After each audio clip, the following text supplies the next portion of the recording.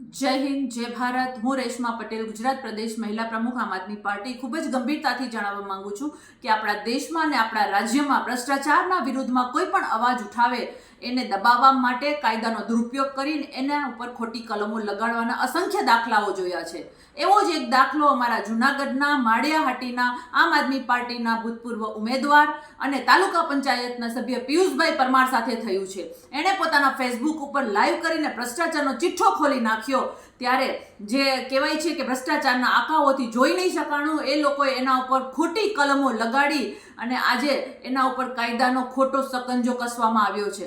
મારે એટલું જ કહેવાનું છે કે આજે અમે પિયુષભાઈનો જે ભ્રષ્ટાચારનો ઉઠેલો જે અવાજ છે એને દબાવવા નહીં દઈએ।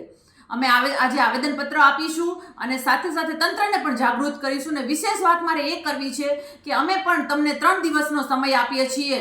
તમે આ ભ્રષ્ટાચારના મુદ્દાને લઈને કાર્યવાહી કરો, નહીતર અમે સમગ્ર ટીમ સાથે એ જે ભ્રષ્ટાચારના જે સ્થળોની વિડીયો વાયરલ કર્યો છે એ સ્થળોની ફરી પાછી મુલાકાત લઈશું અને તમારા ભ્રષ્ટાચારના ચિઠ્ઠા ત્યાંથી જ લાઈવ કરીશું। અને અમારી સમગ્ર આમ આદમી પાર્ટીની ટીમ અને જૂનાગઢ જિલ્લાની જે ટીમ છે, અમે સમગ્ર ત્યાં જઈ અને લાઈવ કરીને તમારા ભ્રષ્ટાચારના ચિઠ્ઠા ખોલીશું। અને સાથે સાથે પિયુષભાઈ ઉપર જે ખોટા કાર્યવાહી કરવામાં આવી છે, ખોટી રીતે કાયદા સકંજામાં લેવાની કોશિશ કરી છે, એને અમે ચોક્કસ રીતે લડીશું અને એને બહાર લાવીશું।